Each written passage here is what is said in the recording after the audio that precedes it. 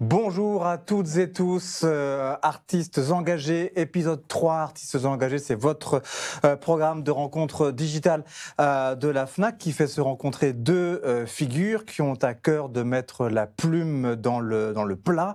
Après Leïla Slimani et Abdelmalik en mars, après Chloé Delhomme et Oxmo Puccino, c'était en mai. On vous retrouve donc en cette fin octobre avec deux hommes, Jean-Marc Jancovici et Christophe Blain. Bonsoir messieurs. Vous venez nous voir pour un livre, alors je le montre avec d'autant plus de plaisir que j'ai appris il y a quelques instants qu'il n'était pas encore paru. Je pensais qu'il était paru en ce début de semaine, mais il paraît vendredi le 29 octobre. Donc vous êtes les premières et les premiers du monde à le voir derrière la caméra, mais voilà, l'objet final, vous le verrez vraiment et vous pourrez le toucher dans les FNAC à partir de vendredi. Mais voilà, vous êtes les premières et les premiers du monde, en tout cas, qui vont aussi en entendre parler, puisque c'est de ça, messieurs, que vous venez vous parler. Je vous présente de manière plus complète Jean-Marc Jancovici. Vous êtes enseignant à l'école des mines de Paris. Vous présidez le think tank The Shift Project. Vous avez co-créé Carbone 4, une société de conseil qui, si j'ai bien compris, fait et vend des bilans carbone aux entreprises afin de leur permettre d'imaginer elles-mêmes des plans d'action pour faire baisser leurs émissions de gaz à effet de serre. Vous avez participé au Grenelle de l'environnement dès les tout premiers, en 2007, c'était avec Jean-Louis Borloo, je crois, à l'époque, qui était ministre de l'Environnement. Vous avez publié plusieurs ouvrages, plusieurs essais. On vous voit et on vous entend régulièrement dans les médias audiovisuels. Récemment, l'hebdomadaire l'Obs écrivait de vous que vous étiez devenu une véritable star des milieux écologistes, et ils écrivaient aussi que votre popularité s'était encore renforcée par votre mépris des élites. C'est ce qu'ils écrivaient donc à l'hebdomadaire l'Obs. Christophe Blain, vous êtes une des seules personnes au monde à avoir obtenu deux fois. Vous êtes une des seules personnes au monde à avoir obtenu deux fois le prix du meilleur album au Festival d'Angoulême. Il n'y en a pas beaucoup. Il y a Baru, il y a Miguel Ángel Prado et Art Spiegelman, l'américain. Vous l'avez remporté. Riyad Sattouf. Et Riyad Sattouf. Ah, omis sur ma fiche. Merci de le rappeler pour lui. C'est un copain. C'est mon vieux Vous pote.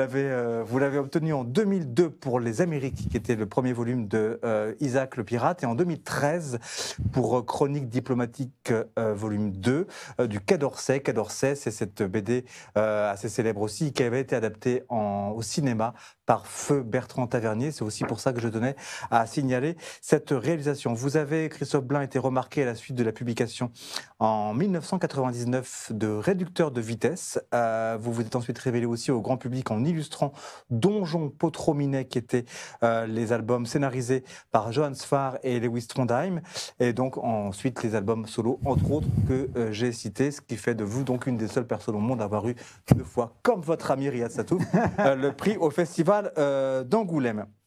Donc, on va reparler de cet album. Nous sommes donc en live stream pendant 1 heure sur Facebook, sur la page YouTube de la FNAC. Comme d'habitude, pour cette heure qu'on va passer ensemble, vous connaissez le principe. Une partie de l'interview portera sur une interview de vous, donc messieurs, sur votre album et sur son actualité.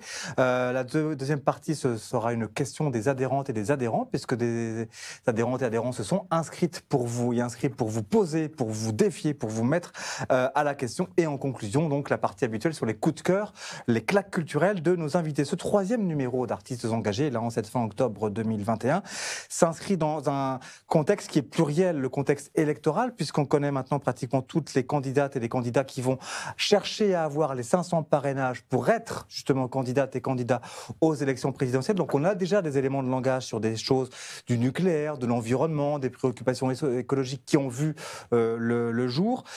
Tout ça s'inscrit aussi dans le contexte de hausse des prix des énergies qu'on connaît actuellement, lesquelles hausses des prix d'énergie ont engendré une hausse des prix du gaz, de l'essence, même de la baguette de pain. Tout ça est dû justement à ces différentes hausses. On vous interrogera aussi là-dessus, parce que c'est ce qui fait le contexte concret en termes de pouvoir d'achat, en termes de préoccupations et en termes de futur de civilisation aussi. Ces hausses des prix dues aux hausses du prix des énergies, donc à l'énergie. Or, ce livre, justement, il porte sur l'énergie.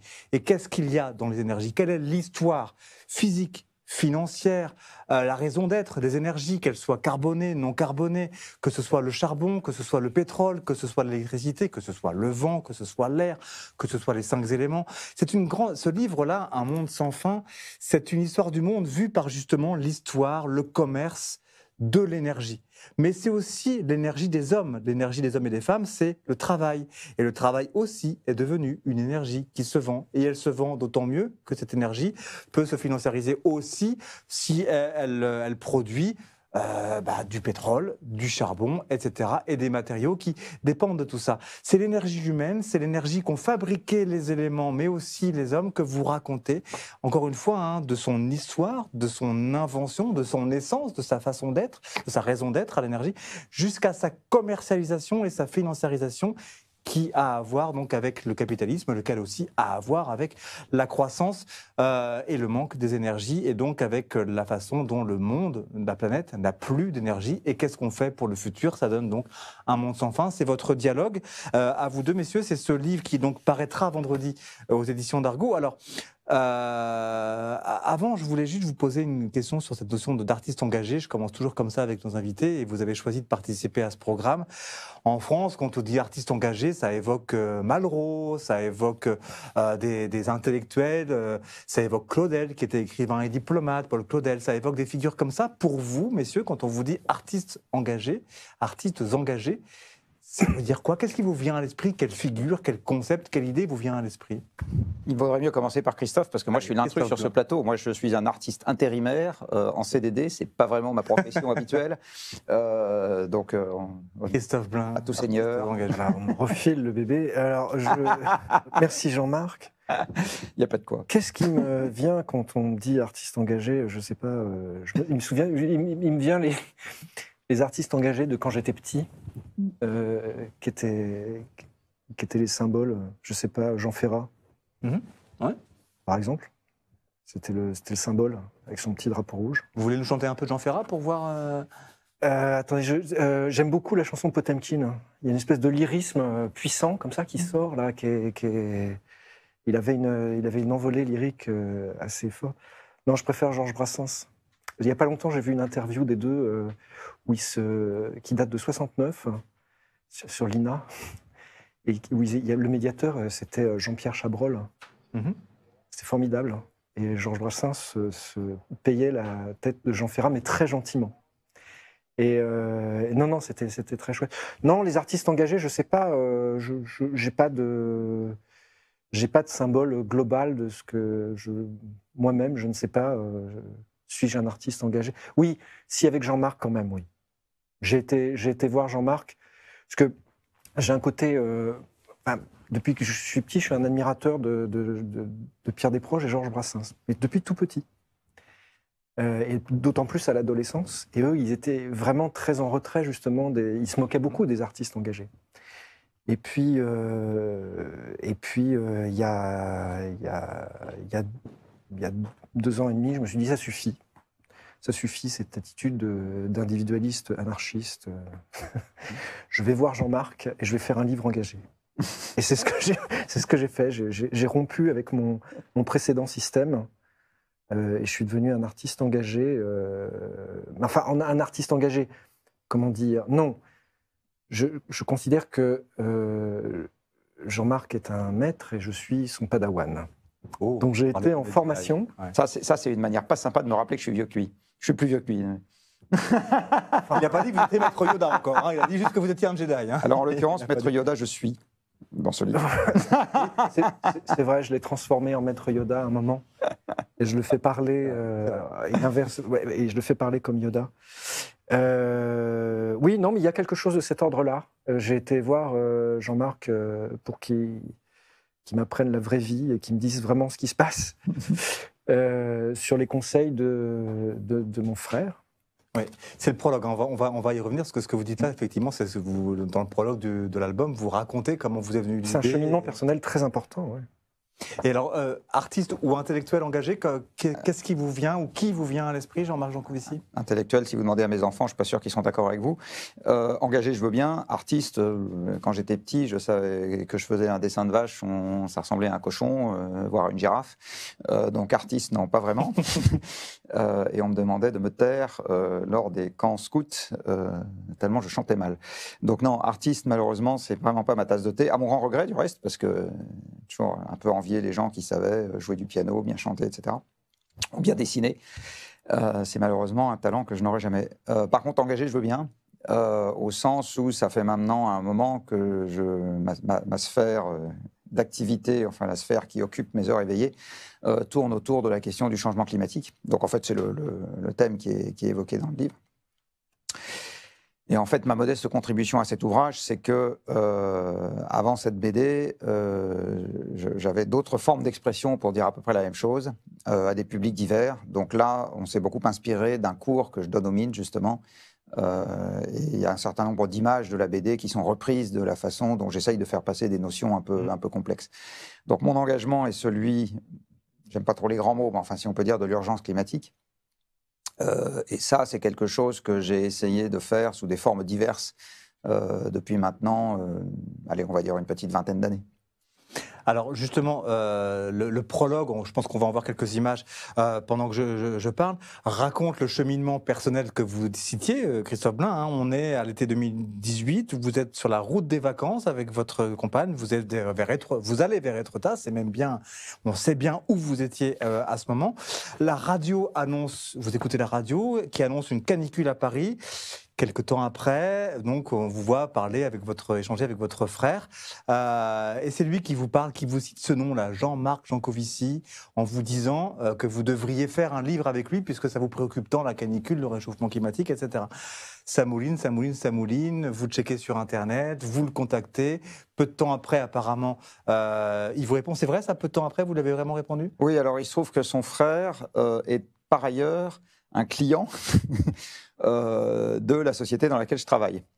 Et donc, j'avais échangé avec lui de visu. Le fameux Carbone 4. Le fameux Carbone 4. Donc, le monde est petit parfois.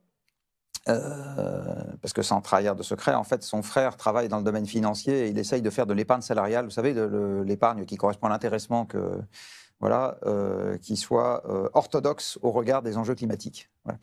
Et donc, un jour où je l'ai rencontré, où on discutait de ce genre de choses, il m'a parlé de son frère. Alors, comme je suis un ours complet, je n'avais pas fait le rapprochement immédiatement. C'est-à-dire, Blain, pour moi, je ne t'ai pas dit immédiatement, ah, c'est le Christophe Blain. Donc, il m'a dit, j'ai un frère qui est dessinateur. Celui qui a eu 2 fois le prix en voilà.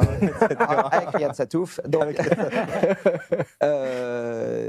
et donc, oui, il aimerait éventuellement discuter. Je lui dis, bon, pourquoi pas. Et en fait, donc, on a eu un entremetteur, effectivement, en l'occurrence, qui était son frère. Alors, ce livre, c'est à la fois un beau livre et une bande dessinée. Il fait très concrètement pratiquement 200 pages. Il est bourré de données, d'informations, de croquis, de graphiques, de statistiques, tout en ayant une patte pédagogique et une patte narrative assez dingue, parce que c'est vraiment « Il était une fois ». Pas l'histoire du monde vue par le pétrole, l'essence, les énergies carbonées, leur commerce, la façon dont les financiarisent, etc. La force de travail humaine aussi. Tout ça avec une richesse aussi, il y a une différence parfois de ton, de dessin, parce que justement, il y a aussi on nous montre le monde des explorateurs, on nous montre le monde de la préhistoire, les continents, donc il y a aussi un jeu sur les dessins, les couleurs et les façons de faire graphie de tout ça. Mais moi, je voudrais bien savoir comment est-ce que vous avez réussi à mettre de l'ordre dans toute cette histoire du monde. Parce qu'en fait, c'est un livre d'histoire, c'est un cours d'histoire qui normalement durait peut-être, il y a le primaire et le collège pour apprendre tout ça. Là, il y a 191 pages dessinées, etc. Avec des tas de graphiques, ça pourrait paraître rébarbatif, ça l'est pas du tout. C'est même des fois tout à fait cocasse. Comment vous avez procédé à la mise en ordre? Bon, je vais commencer par telle énergie, je vais commencer par tel point du monde, tel point de l'histoire.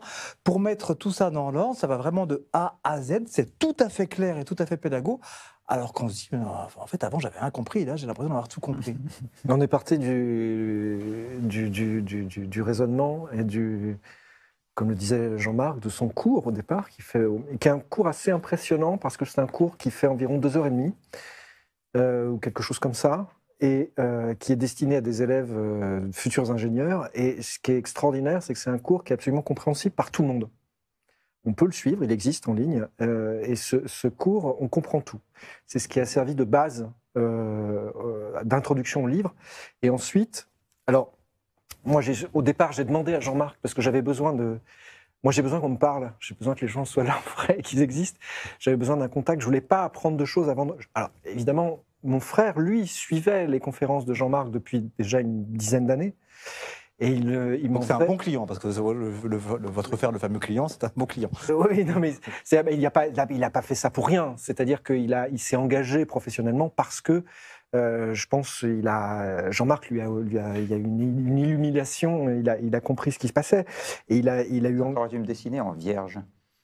Il n'a pas dessiné en vierge. Alors, dans le livre, Jean-Marc joue plusieurs personnages. Il y aura une prochaine édition. Il joue plusieurs personnages plus ou moins. En vierge, à 19h16, la demande, Jean-Marc Jancovici qui demande en direct là, être dessiné en vierge sur une prochaine édition. Non, mais ça va, tu es en Yoda, tu irradies, t'as plein de personnages déjà dans le bouquin, c'est pas mal, mais on pensera peut-être pour un autre tome. Mais oui, donc en fait, je savais un peu qui était Jean-Marc, mais moi j'aime quand je rencontre les gens ne pas savoir de choses sur eux, pour avoir une espèce de fraîcheur et c'est le contact qui va me dire, c'est ce qu'ils vont me dire, c'est que je vais les écouter, j'ai besoin d'entendre leur voix, la façon dont ils parlent, qui ils sont, même physiquement. Et alors il se trouve quand même qu'avant d'aller voir Jean-Marc, j'ai regardé quelques conférences sur Internet. Je ne voulais pas le faire avant parce que je faisais un déni, ça me faisait très peur, le climat, etc. Et il se trouve que effectivement, 2018 a été une année charnière. Est-ce que moi, j'entendais parler de ces problèmes depuis pas mal de temps. On a l'impression, on a le sentiment que maintenant, c'est des choses qui sont vraiment acquises, de parler du changement climatique. Or, c'est très récent. C'est-à-dire que avant cette année 2018, dans les grands médias traditionnels, enfin de grande diffusion, on n'en parlait pas comme... C'était pas un titre du journal. C'était des articles dans des revues annexes. Enfin, c'était pas...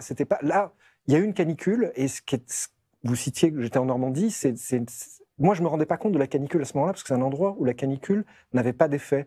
Elle était à Paris, et j'ai vu des gens qui écrivaient, qui me mettaient immédiatement en relation, et notamment un article de Jean Jouzel, qui est un glaciologue, qui, grâce à la glaciologie, étudie le climat, parce qu'il n'est pas climatologue, il est glaciologue à l'origine. Je ne me trompe pas, Jean-Marc. Absolument. Quand je donne une information plus ou moins scientifique, j'ai besoin d'une question. Je ne suis qu'un padawan. Scientifique. Je ne suis qu'un padawan. Non, voilà. Donc, et là, j'ai eu une espèce de choc parce que je me suis dit, cette chose que je remettais devant, parce qu'on dit c'est les générations futures, il faut laisser quelque chose à nos enfants. Non, non, non, non, c'est nous. C'est nous maintenant. Ça commence maintenant parce que Jean Jouzel, et je le cite, disait dans un... Je crois, pour le dire, c'était dans le magazine 20 minutes, donc quelque chose de très grande diffusion. Il donnait des idées de température qui pourraient exister à Paris en 2050. En 2050, c'est dans 30 ans. Il donnait des températures absolument... Enfin, c'était un four, quoi. Paris devenait un four. Il parlait de 50 degrés. Mais ça n'allait pas arriver, évidemment, d'un coup en 2050. Quelle température en 2040, 2030, 2020 ? C'est la progression, on allait progressivement rentrer dans ce four et assez rapidement. Et déjà connaître, bien avant 2050, des températures très difficiles à vivre et qui vont vraiment nous déstabiliser. Et pas seulement des régions tempérées. Voilà. Donc ça m'a poussé, ça m'a donné... J'ai fait une énorme crise d'angoisse, dont je ne suis pas complètement sorti. J'ai voulu faire une espèce de thérapie en allant au cœur du sujet, en rencontrant Jean-Marc et en voulant faire ce livre. Et mon frère m'a dit, mais fais un livre. Il a vu que j'étais angoissé, il a dit, fais un livre avec Jean-Marc Jancovici. En fait, j'y avais pensé. Je redoutais un peu l'idée, j'y avais pensé, et en fait, la réflexion, au moment où il me l'a dit, je crois qu'il y a eu 30 secondes de silence, qui sont difficiles à définir dans le livre. Je montre du silence, mais le temps de la bande dessinée n'est pas le temps réel. Et je me suis levé immédiatement, je dis, oui, je fais ce livre. Et là, la machine était...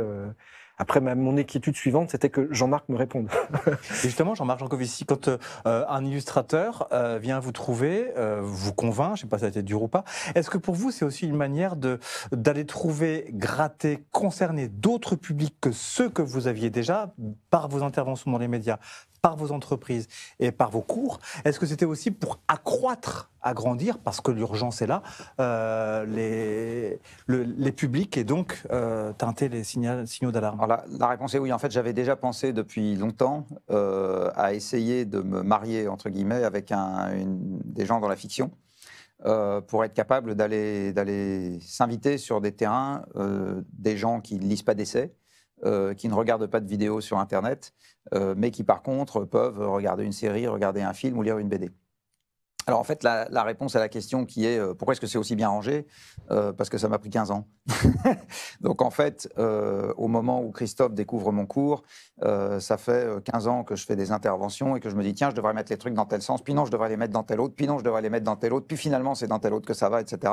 Vous savez, comme une pile de linge, et puis vous mettez des siècles avant de finir par trouver que c'est bien rangé comme ça et pas autrement. Bon, là c'était exactement pareil. Donc ça m'avait pris quelques années avant. Sur la partie BD, donc j'ai hésité à peu près une demi-seconde quand j'ai reçu son message, pour deux raisons. D'abord parce que le sujet, l'idée me plaisait. L'idée d'aller m'inviter. C'est quand même un peu le début de la fiction, une BD. C'est-à-dire qu'on est très libre, on peut mettre en scène des personnages comme on le veut, on peut raconter ce qu'on veut, on peut se fiche de nous-mêmes, ce qu'on fait d'abondance autant qu'on veut. On peut illustrer des choses imaginaires, c'est très facile. Donc c'est un mode d'expression qui permet d'aller chercher des gens qu'on n'irait pas chercher avec un essai, je sais parce que j'en ai fait quelques-uns avant, et qu'on n'irait probablement pas chercher avec une intervention parce que, c'est un mode d'expression. Ça parle bien à certaines personnes, moins à d'autres. Et puis par ailleurs, donc je redis, au début, je n'avais pas fait immédiatement le lien avec le frère, parce que moi, je connaissais le frère. Et puis quand j'ai compris à qui j'avais affaire, j'ai hésité une demi-seconde à peu près. Alors, pour lier ce livre, qui donc paraîtra le 29 octobre, dans 2 jours, et qui donc paraîtra dans le contexte préélectoral que je citais en introduction de l'émission, dans le contexte aussi de cette fameuse... Ça, c'était pas du tout anticipé. Hein. Il aurait dû sortir il y a 1 an. C'est-à-dire que, pour compléter ce que disait Jean-Marc tout à l'heure, c'est que pour l'avoir expérimenté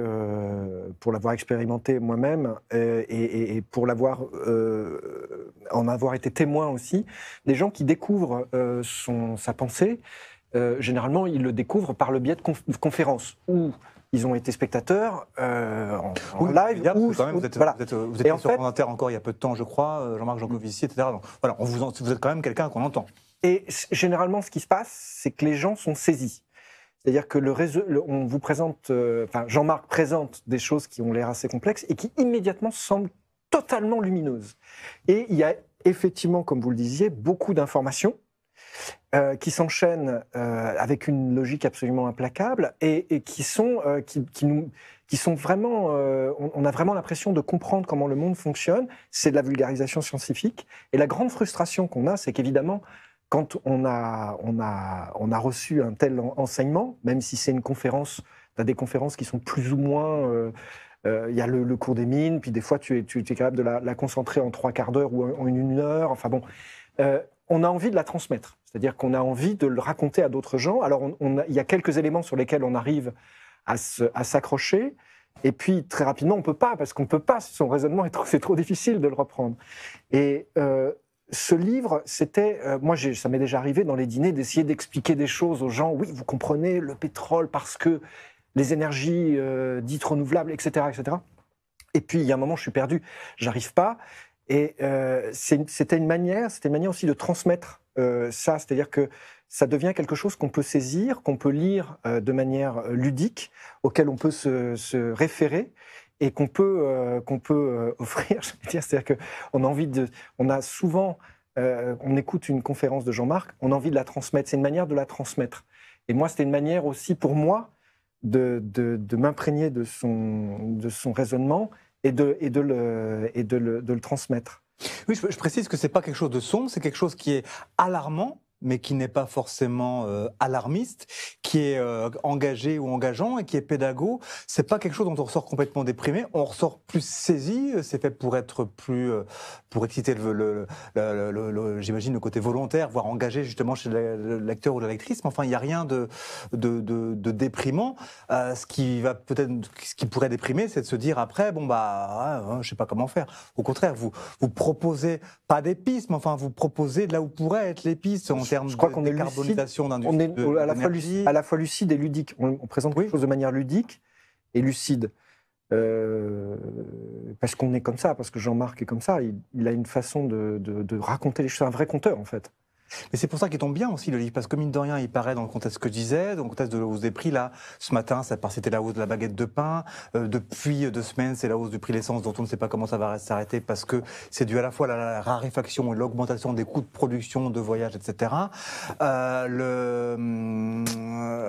grande réunion créée par le GIEC, la COP26 à Glasgow démarre dans 2 semaines maintenant. Donc l'environnement, l'envie de solutions et l'urgence de solutions climatiques, de trouver comment ce qu'on pourrait inventer, créer, financer, produire et faire accepter une ou des énergies décarbonées, renouvelables ou pas, c'est ça qui va gouverner nos vies pendant les années à venir et qui va gouverner en tout cas les informations d'ici la présidentielle.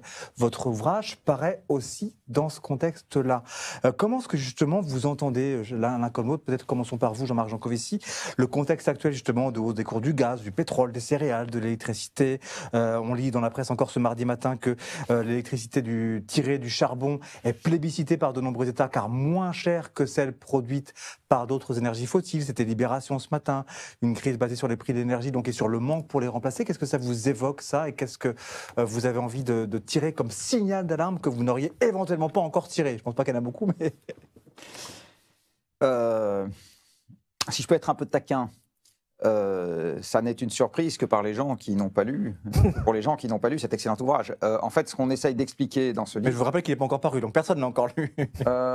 Non, mais ce que je veux dire par là, c'est que ça n'est malheureusement une surprise que pour des gens qui vont découvrir à cette occasion qu'il y a un gros malentendu en ce qui concerne l'énergie, c'est qu'elle a totalement structuré le monde moderne et que pourtant, la façon dont on s'en sert aujourd'hui ne peut pas durer.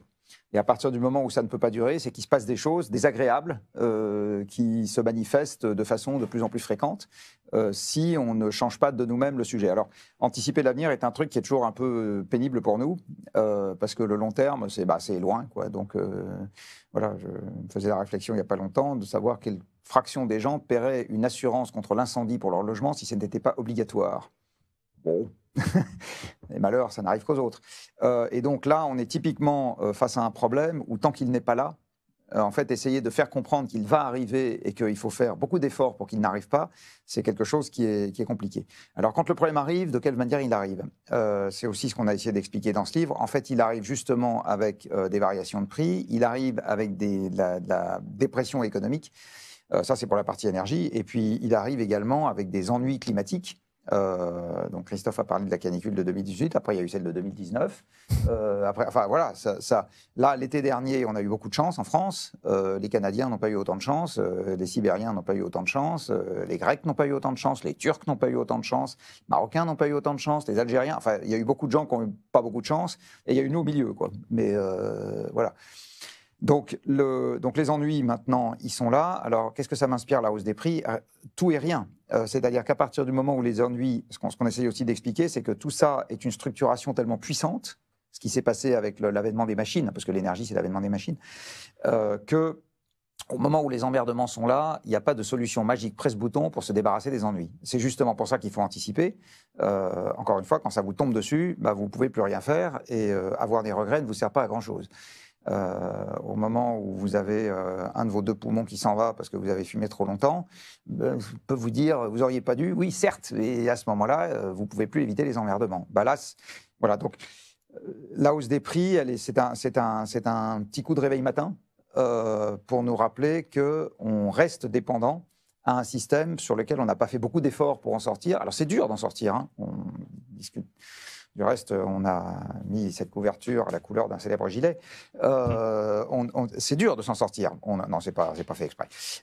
C'est dur de s'en sortir, et c'est justement parce que c'est dur de s'en sortir que ça demande une concertation importante, que ça demande un plan, quelque chose qui soit planifié sur le long terme, parce qu'en général, quand c'est dur, il faut échéancer l'effort. Et que ça demande surtout un constat partagé sur le problème à traiter.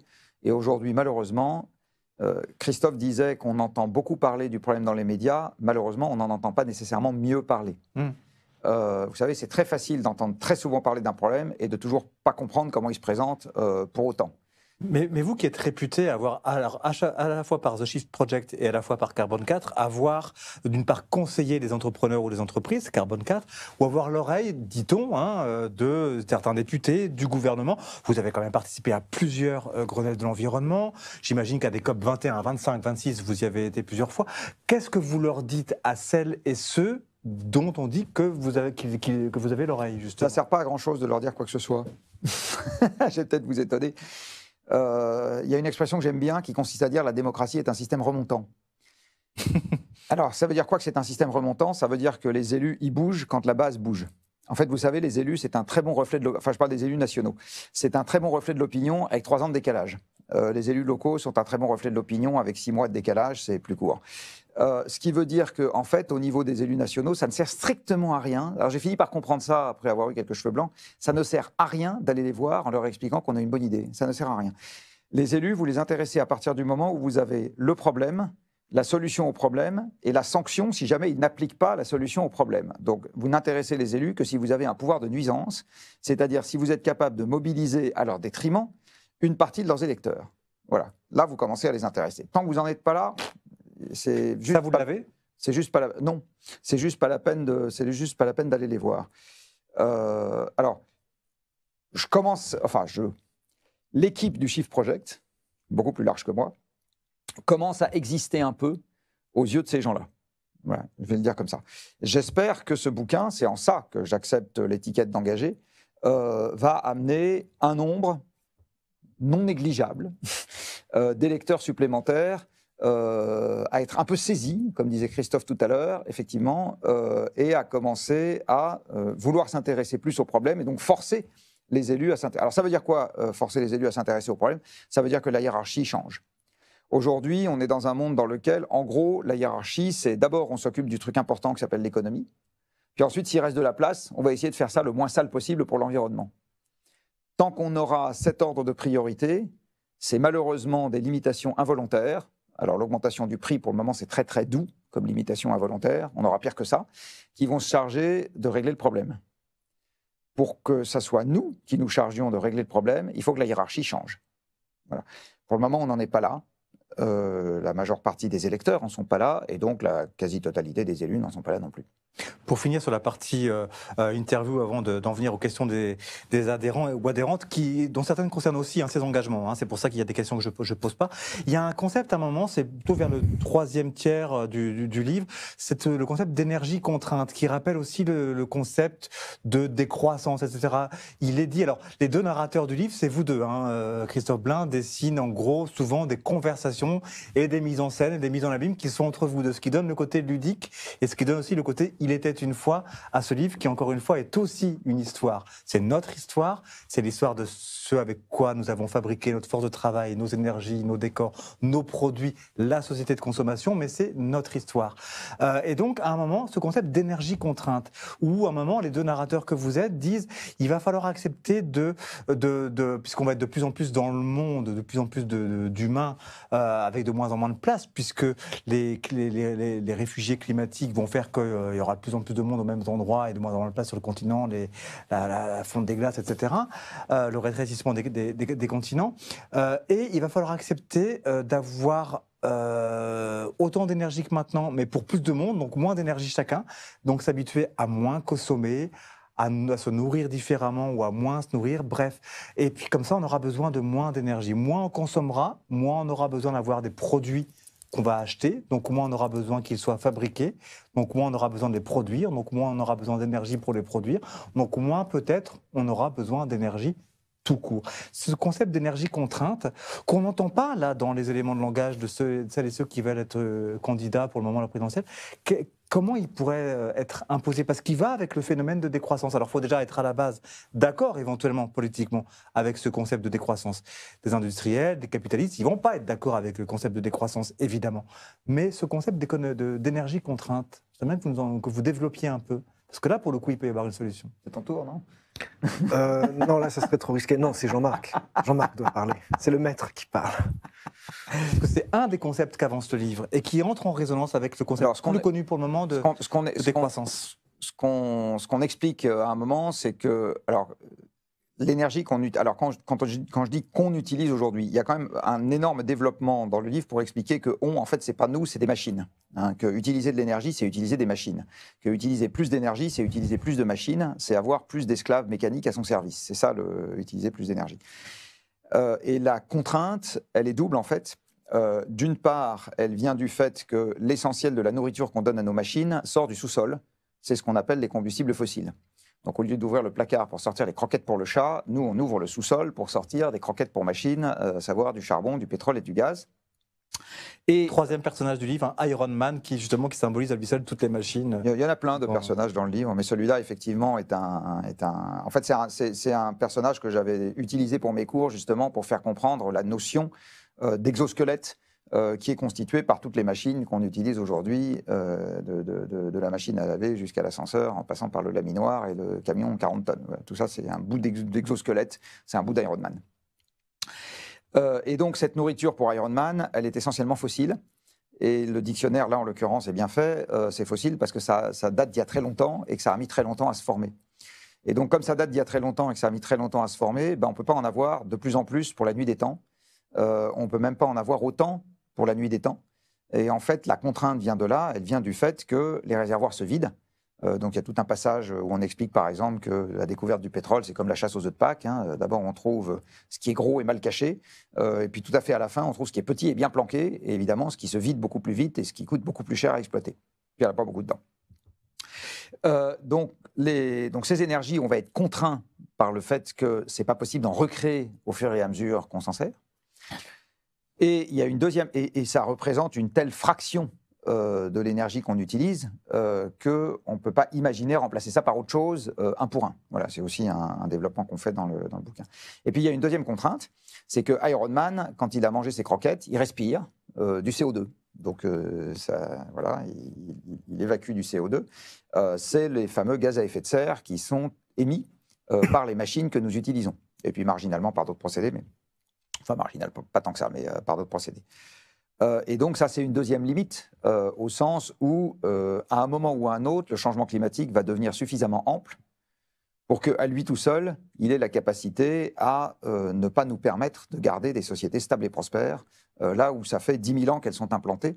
Il faut rappeler que ça fait 10 000 ans que le climat était stable, et que c'est grâce à ça que les civilisations sédentaires ont pu émerger et se perfectionner au fil du temps, avec des éléments qui, eux, ne variaient pas, ce qui a permis aux hommes et aux femmes, à une époque où on était beaucoup plus vulnérables, d'avoir le temps pour nous et de perfectionner les techniques, jusqu'à l'époque actuelle où on est devenu beaucoup plus invulnérable. Donc Iron Man, il a aussi cette caractéristique de nous permettre de résister à des tas de perturbations. La canicule qu'on a eue il y a quelques années, dans un monde sans énergie, elle aurait fait des centaines de milliers de morts. Bon, là, on a eu un monde avec énergie, donc elle a tué 30 000 vieux, pas très grave. Encore une fois, on aura pire. Mais donc, il faut bien voir qu'on a constitué, grâce à l'énergie, une capacité à s'abstraire des variations des éléments, mais qui est transitoire, malheureusement. Voilà. Et donc, c'est ça la contrainte qu'on évoque. C'est le fait que, en fait, le costume d'Iron Man, si je peux prendre ce parallèle, va un peu se rétrécir avec le temps, et se rétrécir de plus en plus, et puis voilà. Et qu'il va falloir qu'on compose avec ça. Alors, on va maintenant passer, il est 19h39, aux questions des adhérentes et des adhérents, hein, toujours sur ce troisième numéro d'artistes engagés avec Jean-Marc Bonsovici et Christophe Blain. Certaines, on va commencer par des questions qui sont sur votre état d'esprit. Alors là, c'est des questions sur vous deux, après justement cet album. Et c'est une question qui vient entre autres de Stéphanie Canavaggi de Courbevoie dans les Hauts-de-Seine. Quel est votre état d'esprit, messieurs? Quel est votre état d'esprit après cet ouvrage et tout ce qu'il vous a appris? Christophe Blain. Je pense que Jean-Marc, il a le même état d'esprit, parce qu'il a le même état d'esprit depuis... C'est lui qui... Bon. Oui, Moi, est-ce que j'ai changé Alors, en fait, effectivement, je ne suis plus le même, je ne sais plus celui que j'étais avant de faire l'album. Non, mais ça a l'air bizarre, mais c'est comme quand on a des enfants, on se rappelle plus ce que c'était quand on n'en avait pas. Il y a des tas de choses dans la vie comme ça, c'est un exemple. Voilà. Je me rappelle plus exactement ce que j'étais avant cet album. Je le retrouve plus, et c'est difficile de dire exactement quel est mon état d'esprit. C'est un mélange. Alors, c'est un album. La fabrication de cet album est quelque chose j'en suis pas sorti. Il y a une partie de moi qui va en sortir quand l'album sortira, justement, parce qu'il y aura une transmission qui sera faite. Pour l'instant, c'est difficile à décrire, mais j'ai l'impression de garder encore des choses. J'ai besoin d'avoir les réactions de lectrices, de lecteurs, j'ai besoin de ça. Pour l'instant, je suis encore, je pourrais dire encore un peu oppressé de tout ce que tout le travail qu'on a fait, Jean-Marc et moi, dedans, et tout ce que j'ai pu apprendre. Alors, les choses, je les savais déjà avant enfin, j'avais compris le principe avant d'aller voir Jean-Marc, mais j'en apprends tous les jours, parce qu'en fait, l'apprentissage, il est permanent. Jean-Marc m'apprend des nouvelles plus ou moins terribles, plus ou moins engageantes, plus ou moins qui donnent la mesure des choses et qui sont étonnantes à chaque fois que je le rencontre. Parce qu'il travaille, il est tout le temps dedans, il est en mouvement permanent. Donc il connaît cette marche du monde auquel il est en confrontation. Moi, j'en suis un peu en retrait. Je suis un dessinateur, je suis un scénariste, et j'ai une activité qui est un peu asociale, qui dépend complètement de la société. mais en même temps, je suis un peu retranché. Avec lui, je me fais un bain de réalité très puissant, même parfois assez violent, sur la façon dont les choses fonctionnent, et je ne peux plus avoir le même regard sur les choses. Je vois la valeur quand on parle du costume d'Iron Man, on est dedans, là. Nous sommes entourés de machines, nous communiquons avec des gens qui ne nous voient pas, enfin qui nous voient mais qui ne sont pas avec nous. C'est une partie des super pouvoirs de l'exosquelette, et on s'en rend même pas compte. Ça fait partie de notre environnement naturel. Notre corps, notre cerveau est complètement habitué à ça, comme un environnement complètement naturel. Et or, c'est un environnement naturel qui ne fonctionne pas comme une forêt, qui se renouvelle elle-même, qui a sa propre vie à laquelle on fait partie. C'est quelque chose qui puise dans des réserves. Et on s'en rend pas compte. On a beaucoup de mal en tant qu'être humain, en tant que personne, à le percevoir. Ça va être des éléments extérieurs certainement perturbants qui vont nous en donner la valeur, qui vont être des pénuries complètement imprévues, un climat extrêmement difficile à vivre, des mouvements de population, des tensions, etc. Et c'est vrai que ça fait craindre, mais ça forge aussi une certaine philosophie que j'ai appris auprès de Jean-Marc, qui est de ne pas forcément... Évidemment, la première question, c'est quelles sont les solutions ? En fait, il n'y a pas de solution globale. Il n'y a pas de solution globale et mathématique et rassurante une fois pour toutes. On est des êtres en mouvement qui évoluons en permanence, et les solutions, en réalité, on va les trouver en se mettant en mouvement, en étant confrontés aux éléments. Alors, le but est de se mettre en mouvement le plus rapidement possible, essayer d'anticiper le plus possible, mais il faut commencer par faire un pas, un autre. C'est l'image qu'on a mis dans le livre et qui vient de l'enseignement de Jean-Marc. Il ne faut pas regarder ce qu'il y a tout en haut, ce qu'on doit obtenir pour que ça soit parfait. Il faut voir les marches. Il faut monter les marches les unes après les autres. Il faut savoir être patient. Il faut savoir dépasser sa peur. Et faire ce qu'on peut faire à propre échelle, accepter aussi ses limites. On n'est pas omniscient, on ne peut pas tout faire, il faut accepter qu'il y a des choses sur lesquelles on n'a pas prise, mais qu'en même temps, je crois qu'à partir du moment où on a conscience de ces choses-là, on est déjà en mouvement, on est déjà en train de faire quelque chose, même si on n'en a pas l'impression, parce que la réflexion, le regard qu'on a sur le monde ne peut plus être le même, et que de toute façon, on est en train de se programmer. même sans le savoir profondément, pour progressivement agir différemment et évoluer, progresser dans cette... et faire appel, Jean-Marc le fait beaucoup, faire appel aussi aux jeunes générations. C'est les jeunes générations qui vont prendre ce relais, qui vont devoir faire des choix. Mais nous aussi, hein, on est tous les deux des quinquagénaires, mais on est concernés directement. Des changements brutaux, on est appelés à les connaître. Deuxième question qui va justement être à la fois pour l'illustrateur et le chercheur et essayiste. Question d'Éric Provost. Est-ce qu'une BD engagée peut avoir autant ou plus d'impact qu'un roman? Alors là, ça se pose parce que vous avez choisi l'illustration, mais aussi de raconter une histoire. Est-ce Vous ne pouvez pas poser la question suivante? J'en sais rien. Si, je peux répondre. Non, mais je peux dire quelque chose Ça là-dessus. peut avoir de l'impact. Mais... Un roman, c'est une fiction. Or là, on raconte. Il n'y a pas de fiction. Jean-Marc m'avait dit pourquoi. Il m'avait posé la question pourquoi ne pas faire une fiction. En fait, une fiction, on complexifie le problème parce que la fiction, c'est un monde en soi, c'est un travail en soi de créer un monde cohérent. Et c'est pas forcément. En fait, tous les éléments étaient déjà là. L'histoire était déjà là. Et ce qui nous a permis d'avoir, Jean-Marc, quand il raconte, a un talent extraordinaire qui est l'image analogique. C'est-à-dire qu'il fait des analogies sur des concepts qui peuvent être complexes. Immédiatement, alors, par exemple, la caricature qu'on fait d'Iron Man, c'est pour l'exosquelette, qui est très simple, mais il y en a plein d'autres. Et moi aussi, généralement, quand on m'explique un concept, j'ai envie de le mettre en image. Et que cette image, au bout d'un moment, elle devient un personnage. On parle de la façon dont fonctionnent les technocrates, par exemple.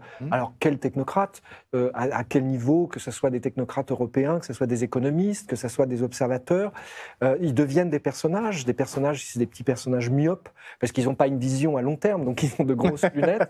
Ce sont des petites femmes, des petits hommes qui sont comme ça et qui sont en contact avec des phénomènes qui sont beaucoup plus grands qu'eux, alors qu'ils ont l'impression de tenir les clés du monde en parlant de croissance à tout bout de champ. Ça nous permet de créer des images qui ont un côté très ludique, même comique, mais en même temps qui permettent d'expliquer des choses complexes. Immédiatement, on voit à quoi ça correspond. On comprend comment se forme le pétrole, tout est imagé, ce fameux CO2 dont on parle, qui n'est ni bon ni mauvais, parce qu'il nous permet aussi de vivre, il retient la chaleur sur Terre. Alors après, il y a des questions d'excès, il y a des questions de voilà. Donc à chaque élément devient une histoire. Des histoires qui peuvent être d'ordre sociétal, qui peuvent être d'ordre de la vulgarisation scientifique, physique. On a raconté un certain nombre d'histoires, et avec des images, l'image permet d'avoir une vision parfois immédiate du concept, même sans les mots, et de s'appuyer dessus, et de jouer avec, d'être spectaculaire, d'être drôle, d'être le plus ludique possible. Et Jean-Marc, il me servait ça sur un plateau parce que lui-même, dans ses conférences, utilise beaucoup d'images pour faire comprendre. Il arrive à faire comprendre et parfois, quand je comprenais pas quelque chose, il me donnait une première image. Si elle fonctionnait pas, la deuxième ou la troisième était immédiatement lumineuse. Et je l'utilisais tout de suite. Je dis, ce que tu as dit, c'est génial. Hop, je le représente tel qu'il me l'a dit, quoi. Donc ça, c'est effectivement un pouvoir de l'illustration, donc de la bande dessinée. Mais de toute façon, l'option roman, elle n'était pas nécessairement ouverte. Moi, je ne m'imagine pas comme romancier. Moi, j'ai répondu scolairement à la question. C'est-à-dire, qu'est-ce qui aurait eu le plus d'impact? J'en sais rien, il faudrait essayer les deux. Là, on a juste essayé une version. On espère que cette version-là va avoir de l'impact. Voilà. C'est clair qu'un roman, ça désincarne un peu plus le problème, parce que le lecteur ne sait pas nécessairement ce qui relève de la fiction et ce qui relève de la partie documentaire. Donc en cela, je pense que Christophe a eu parfaitement raison de dire il ne faut pas y aller trop loin dans le côté fiction, parce que finalement, à un moment, on croit rendre service en rendant le propos beaucoup plus digeste, parce qu'on raconte une histoire, et en fait, on peut aussi brouiller les cartes, parce que de l'autre côté, ça cesse d'être possible de faire facilement la différence entre ce qui relève du monde réel et ce qui relève du monde fictionnel inventé par les auteurs.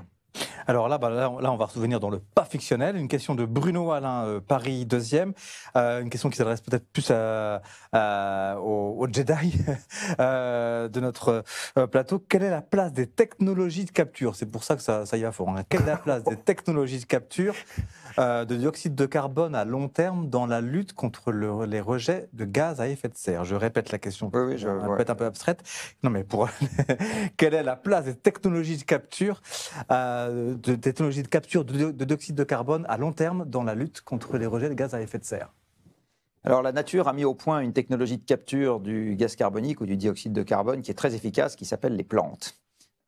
Puisque les plantes, c'est comme ça qu'elles se nourrissent, c'est entre autres comme ça qu'elles se nourrissent, elles vont chercher le carbone qui leur sert à faire les molécules qui sont constitutives de leurs feuilles, de leurs troncs, etc., dans l'atmosphère, dans le CO2 justement.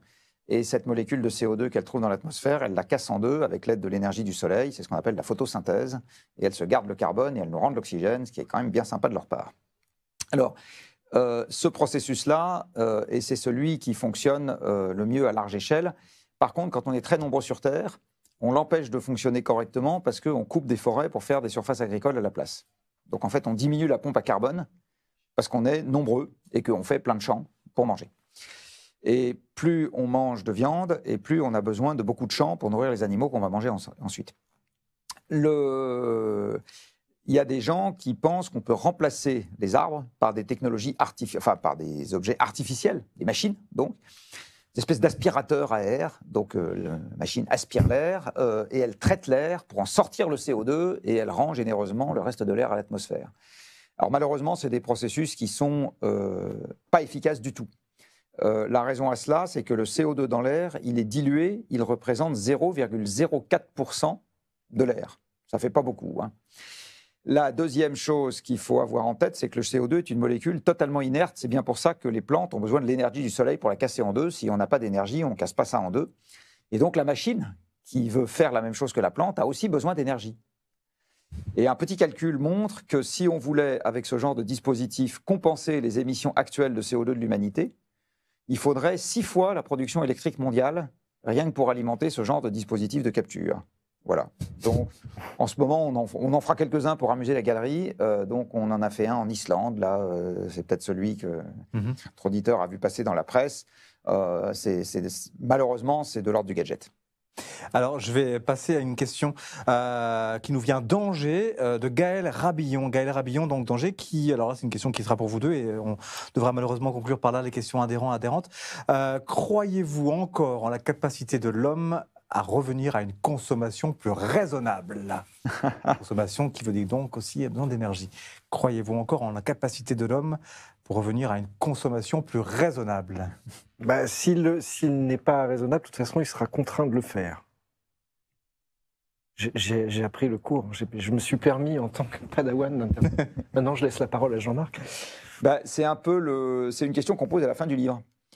À la fin du livre, on fait intervenir un personnage qui parle d'un mot barbare qui s'appelle le striatum. Alors, on ne sait pas, et du reste, ça ne nous intéresse pas tellement de savoir si effectivement... Alors, le striatum est une structure cérébrale.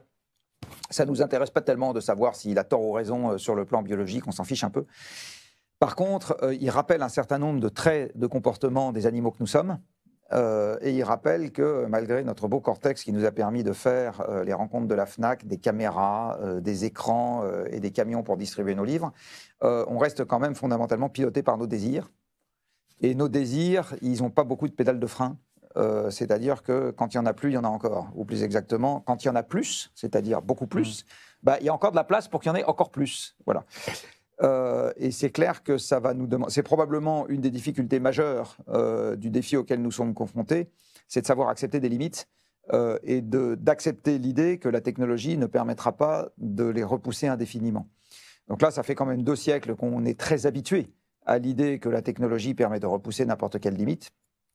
Et en fait, la solution au problème auquel nous sommes confrontés, elle est beaucoup moins dans les mains des ingénieurs que dans les mains de je ne sais pas qui pourrait faire en sorte que, collectivement, ça ne nous pose pas plus de problèmes que ça d'accepter des limites. Alors, Je voudrais juste ajouter que le personnage dont parle Jean-Marc à la fin du livre existe réellement et qui s'appelle Sébastien Boller. Et il a écrit. Ah oui, oui. Voilà. C'est consacré à la question aussi, justement, le bug humain, qui est son ouvrage chez Robert Laffont. Oui, on s'est appuyé sur ces essais, on l'a rencontré, Jean-Marc l'a rencontré, et il a une façon de présenter lui aussi qui est très ludique et très imagée, et qui nous a séduit, et on le fait intervenir dans le livre parce que justement, il rencontre entre nos désirs et notre façon de fonctionner. On est programmé, en fait, pour être toujours en expansion. On est des animaux, comment tu dis, accumulatifs et opportunistes. Accumulatifs et opportunistes. Et on doit, et en même temps, on est capable de réfléchir et de se projeter dans l'avenir. Et ces deux aspects de notre cerveau rentrent parfois en conflit. Parce qu'on sait très bien qu'on risque, on a envie de toujours plus, et on ne peut pas s'empêcher. On a du mal à s'empêcher de l'avoir, et en même temps, on sait qu'on prend un énorme risque dans le futur en continuant de cette manière-là. Alors, avant de passer au coup de cœur, qui sera la toute dernière partie, courte, on va passer à un coup de projecteur, puisque aussi on a l'habitude de demander dans ces sessions artistes engagés à chacune de nos invités de mettre en avant justement une structure, une association. Et je vais commencer par celle, Christophe Blain, que vous avez choisi, vous, de mettre en avant, qui s'appelle Un enfant, un avenir. Je crois que c'est une association qui est parrainée par l'explorateur Jean-Louis Etienne, si j'ai bien compris. Est-ce que vous pouvez nous en parler et pourquoi vous avez choisi de mettre Non, tout simplement parce que j'y ai participé, puis j'ai rencontré, c'est des enfants qui sont malades ou hospitalisés et à qui on apporte un soutien en leur faisant faire tout un tas d'activités qui sont généralement liées à la mer, puisque le président est un ancien marin de la Marine nationale, et d'ailleurs que j'ai rencontré sur un bateau quand moi-même j'étais marin, et qui est un type extraordinaire. Et qui aide ses enfants. Et moi, j'ai été rencontrer ces enfants. J'ai fait partie de rencontres.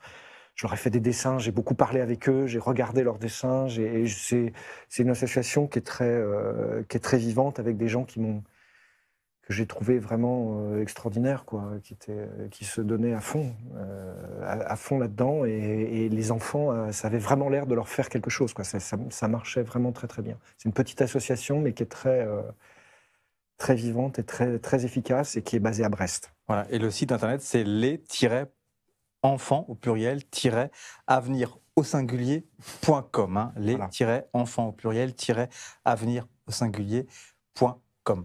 De votre côté, Jean-Marc Jancovici, vous avez choisi tout simplement de mettre un coup de projecteur sur votre association, la vôtre et celle d'autres personnes aussi. Hein, vous le disiez tout à l'heure, The Shift Project. Alors, racontez-nous.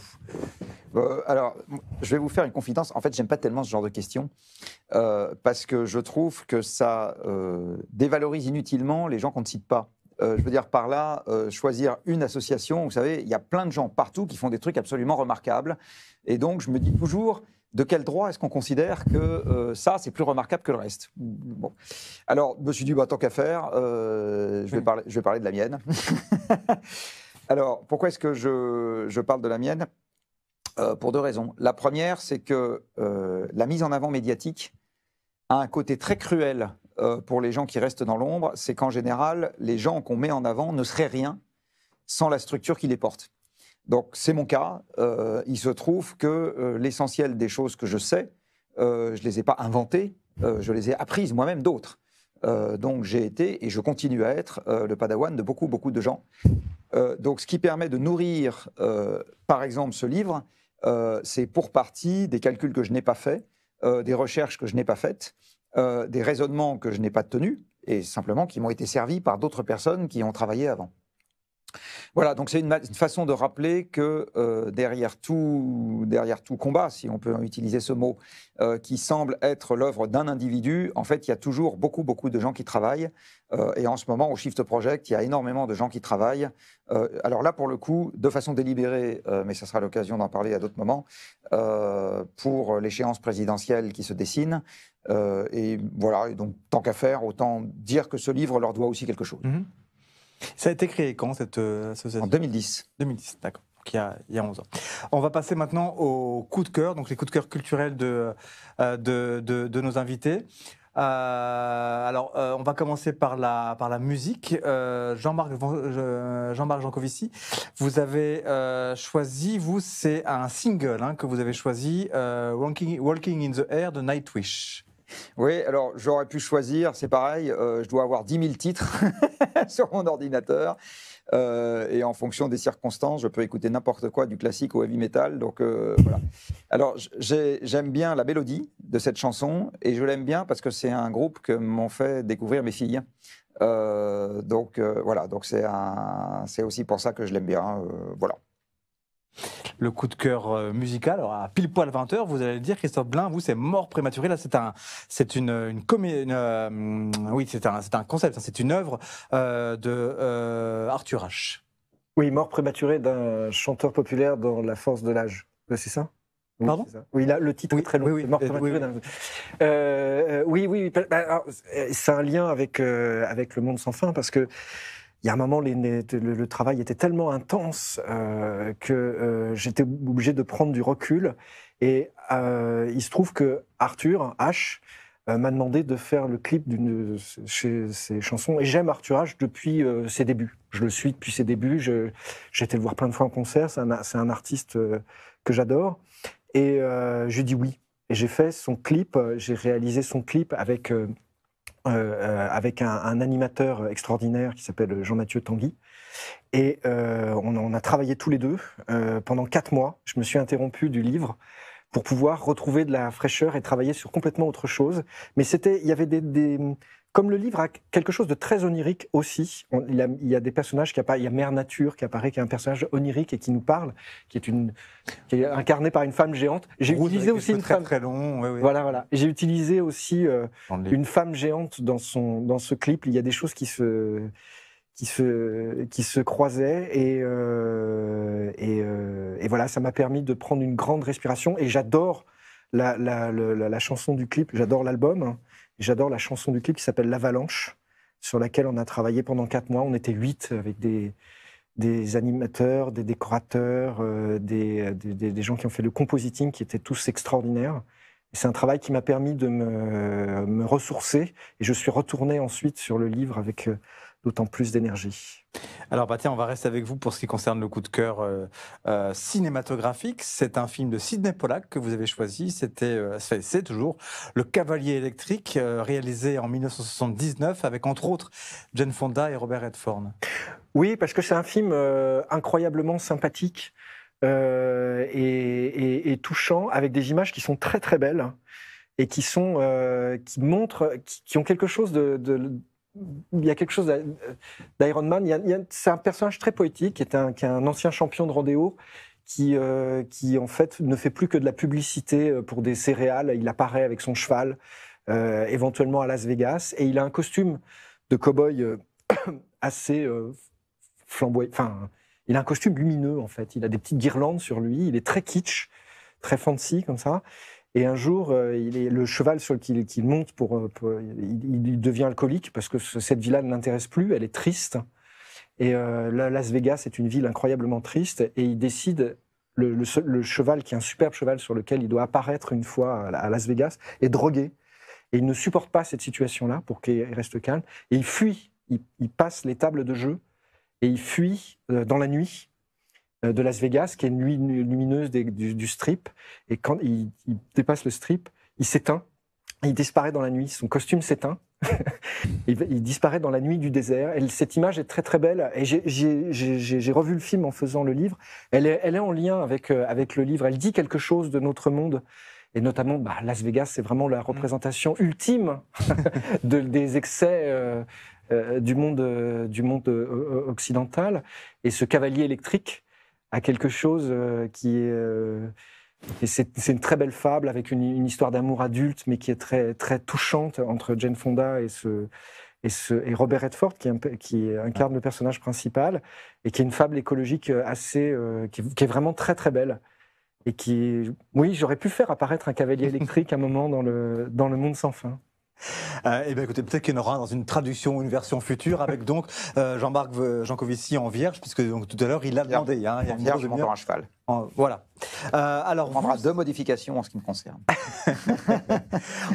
pour votre coup de cœur cinématographique, Jean-Marc Jancovici, vous, ça nous ramène aux préoccupations aussi de l'ouvrage, puisque c'est le film qui avait fort heureusement pour sa beauté, fort malheureusement pour l'urgence de ce qu'il disait, fait beaucoup parler de lui. C'était le film de Jacques Perrin en 2009, Océan au pluriel.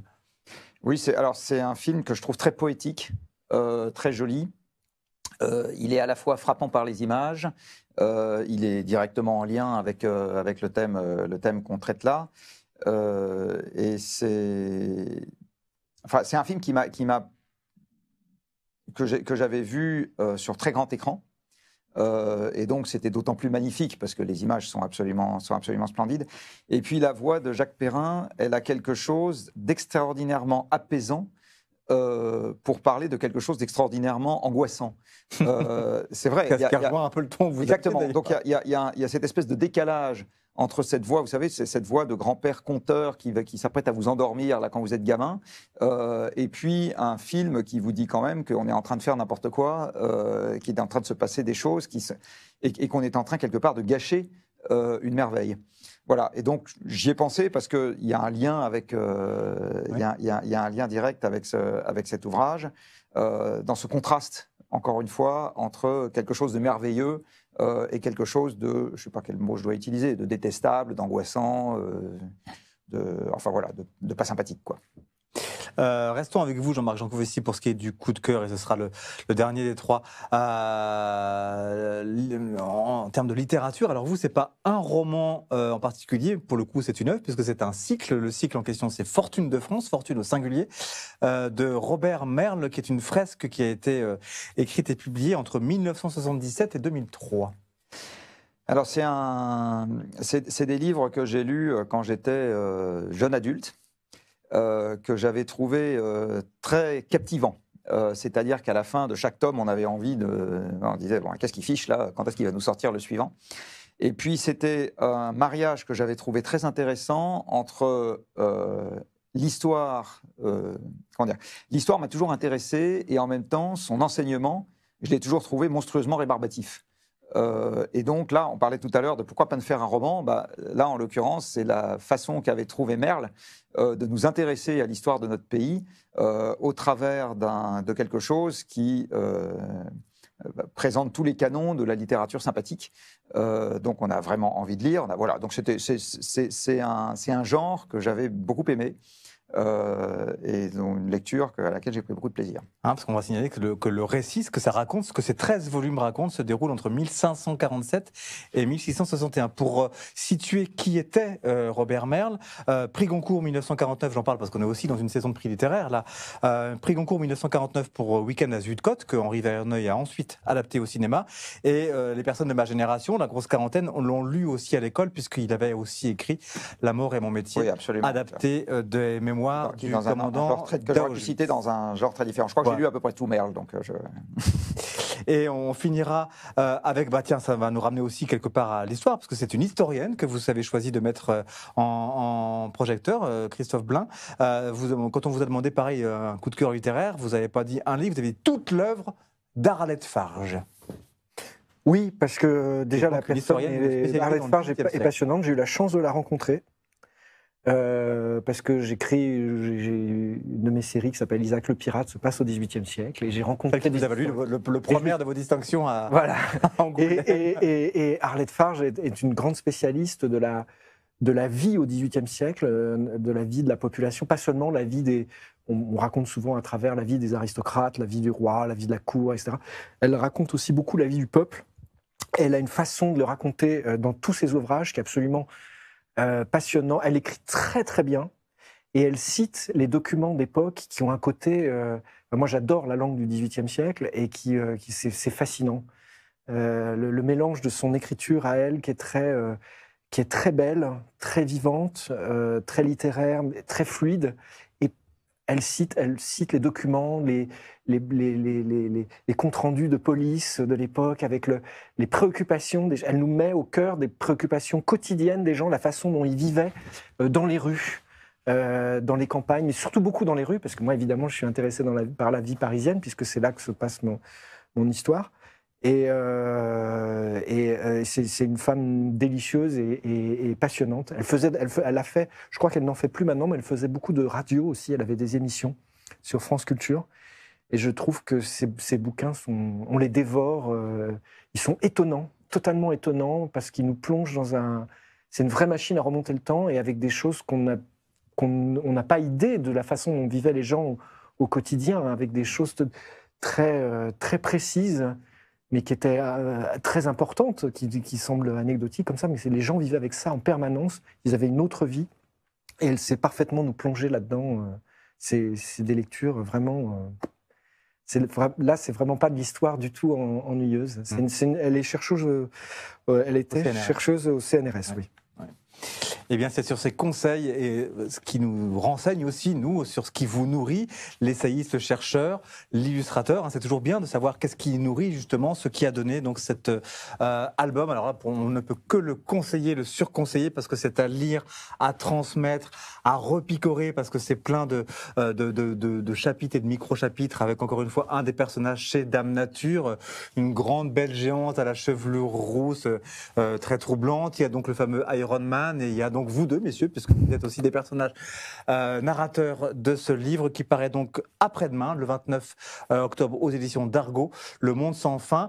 Il y avait le Go-Emilio, il y avait le Lagarde et Michard, il y a toujours le Go-Emilio, il y a toujours le Lagarde et Michard, mais ça m'a fait sourire quand j'ai vu la couverture la première fois, parce qu'il n'y a pas de prénom sur la couverture, il y a le Jean, maintenant, il y aura le Blin Jancovici, ou le Jancovici Blin, après le Lagarde et Michard et le Go-Emilio. Cette saison de prix littéraire vous offre le Jancovici Blin. Voilà, c'est comme ça aussi qu'on devient un mythe, messieurs. C'est en devenant juste un nom et un symbole. Voilà, c'est donc ça paraît chez Dargaud le 29 octobre. Merci à vous deux. Vous pourrez donc, après nous avoir suivis en direct, il est 20h11, on rend l'antenne, retrouver cette session en replay, comme toutes les autres sessions que nous avons faites avec la FNAC, sur l'éclaireur.fnac.com. L'éclaireur sans l'apostrophe, l'éclaireur au singulier, l'éclaireur.fnac.com, où vous pourrez donc retrouver cette session avec Jean-Marc Boncovici et Christophe Blain et toutes les autres. Merci à vous toutes et tous et bonne soirée.